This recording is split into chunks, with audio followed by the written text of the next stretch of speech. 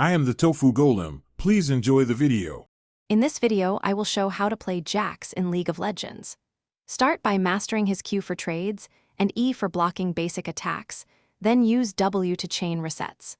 Focus on early farm and avoid risky 1v2 fights before your core items.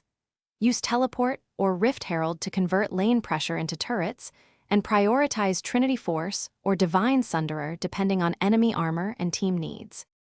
I recommend starting with a defensive playstyle to secure minions and scale. Use Q for short trades, but back off if you lose the auto-attack chain. When you spot the enemy overextended, call for gank or trade immediately with E ready.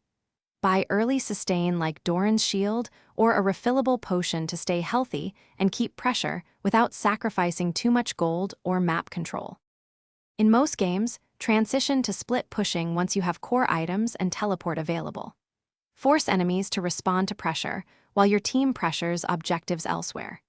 In team fights, flank and use your R with W resets to shred priority targets, or peel for carries when needed. Adjust your build depending on whether you need more durability or damage to remain impactful through late-game sieges and skirmishes. Thanks for watching. Consider subscribing if we helped you today.